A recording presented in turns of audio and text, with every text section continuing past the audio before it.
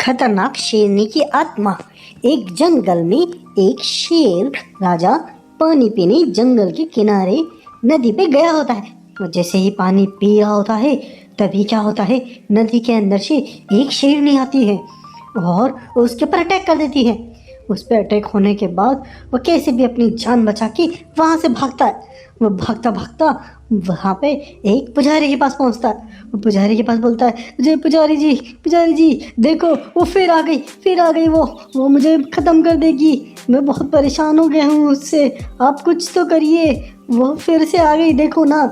तब पुजारी बोलता है, नहीं बेटा तुम डरो मत, मेरी बात सुनो, जो मैं कहता हूँ वैसा करो। ये क्या है, शेर किससे डर रहा है और वो पुजारी के पास क्यों जा रहा है, आइए जानते हैं। एक जंगल में एक शेर राजा होते हैं। उसकी एक बेटी होती है और एक बेटा होता है।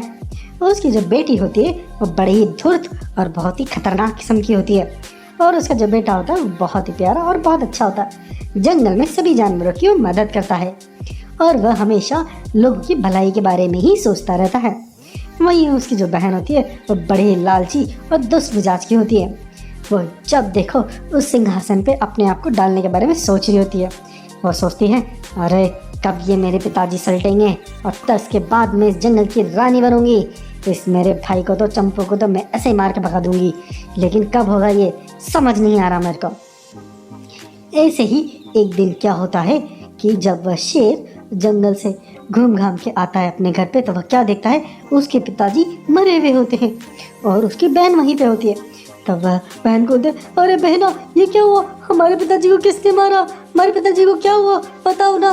तब शेरनी बोलती है, अरे भाई रुको, मैं आती हूँ अभी, आप पिताजी के पास ही रुकिएगा, मैं भी जल्दी से आती हूँ।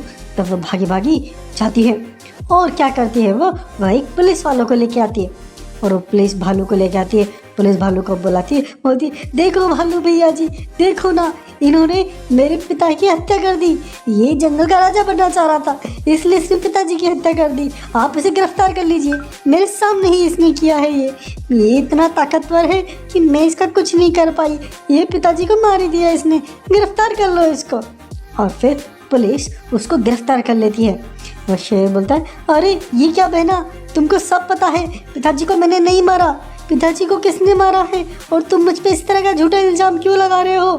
तब पुलिस बोलता है, अरे तूने इतना गलत काम किया है और इस तरह की बातें कर रहा है, चल तेरे को थाने में ले जाके बंद करता हूँ। और पुलिस उसे थाने में ले जाके बंद कर देती है। उसके बाद वह शेरनी बड़ी खुश होती है, बोलती है, हाँ ये तो बहुत अच्छा हुआ, लाठी भी टूट गई और किसी को पता भी नहीं चला, हा हा हा हा। उसके बाद जंगल में ये बात पूरी आग की तरह फैल जाती है। जंगल के जानवर आपस में बातचीत करने लग जाते हैं। सब लोग बोलते हैं, अरे सुनो ये क्या हुआ, हमारे जंगल के राजा को मार दिया गया है और उसके इल्जाम में उनके बेटे को गिरफ्तार कर लिया गया है। हाय राम, ये कैसे हुआ, इतना घोर कलयुग कहाँ से आ गया। तभी वहाँ पे जो हिरन होती है वो बोलती है, अरे ये कैसे हो सकता है, नहीं, जो शेर राजा जी के जो बेटे हैं वो तो कितने अच्छे हैं, जंगल में कितना अच्छा ध्यान रखते हैं, वो अपने पिता से भी बहुत प्यार करते हैं, उन्होंने ज़रूर ये कुछ नहीं किया। तभी वहाँ पे जो खरगोश होता है वो बोलता है, हाँ हमारे शेर राजा जी के जो बेटे हैं वो तो कुछ नहीं करते, वो तो बहुत सीधे बच्चे हैं, ये ज़रूर उस शेरनी का काम होगा, वो बहुत धूर्त है।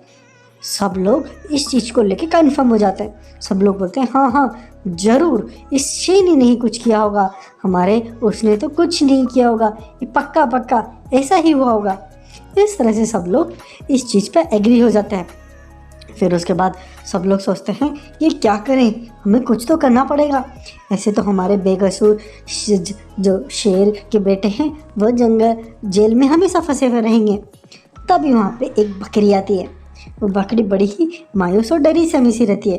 तब सब लोग उसे बोलते हैं, अरे बकरी क्या हुआ, तुम इतनी डरी सहमी और मासूम सी क्यों हो, तुम लोग क्यों ऐसा क्या हो गया तुमको। तो बकरी बोलती है, अरे मैं क्या बताऊँ, बहुत गलत हुआ, हमारे जो जंगल के राजा है उनको किसी ने उनको मारा गया है मेरी आंखों के। हैप्पी